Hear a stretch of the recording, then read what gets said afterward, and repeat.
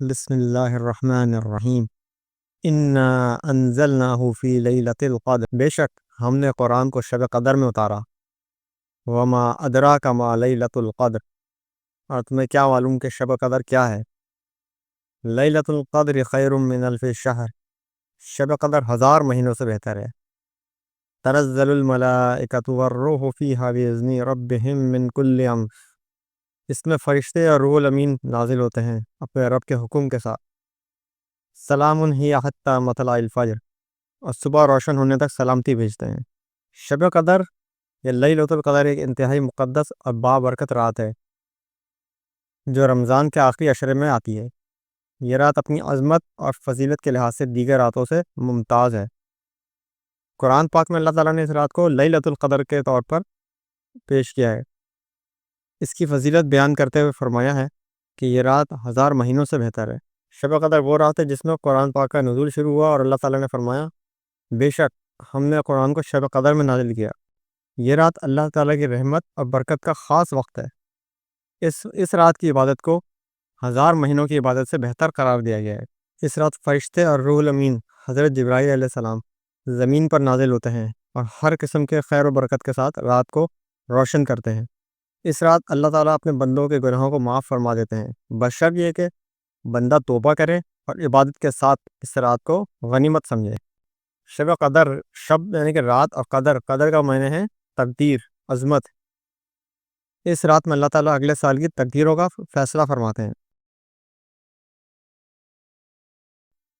شب قدر کی علامات: اس رات میں ہوا نہ زیادہ گرم ہوتی ہے اور نہ زیادہ سرد، بلکہ معتدل اور خوشگوار ہوتی ہے۔ سورج کی روشنی معمول سے کم ہوتی ہے، گویا چاند کی طرح روشنی ہوتی ہے۔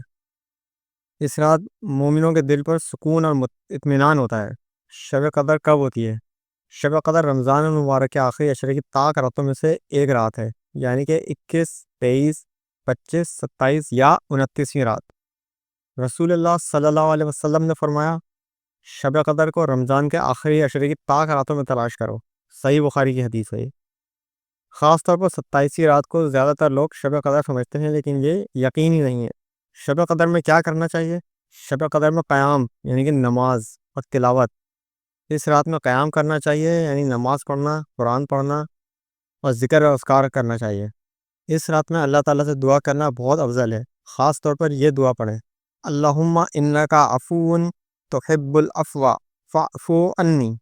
ترجمہ ہے اے اللہ بے شک تو معاف کرنے والا ہے، معافی کو پسند کرتا ہے، بس مجھے معاف کر دے۔ جب اللہ تعالیٰ نے قرآن پاک کو لوح محفوظ سے آسمان و دنیا پر نازل فرمایا تو یہ نزول شب قدر میں ہوا۔ حضرت جبرائیل علیہ السلام پہلی وحی لے کر حضرت محمد مصطفیٰ صلی اللہ علیہ وسلم کے پاس غار حرا میں آئے، جس کے بعد قرآن مجید کا سلسلہ شروع ہوا۔ رسول اللہ صلی اللہ علیہ وسلم نے حضرت عائشہ رضی اللہ تعالیٰ عنہ کو یہ دعا سکھائی: اللہم انکا عفو تحب العفو فاعف عنی۔ ترجمہ ہے بے شک تو معاف کرنے والا ہے، معافی کو پسند کرتا ہے، یا اللہ تو مجھے معاف کر دے۔ اللہ پاک ہم سب کو بھی شب قدر میں زیادہ سے زیادہ ذکر و اذکار کرنے کی توفیق نصیب فرمائے۔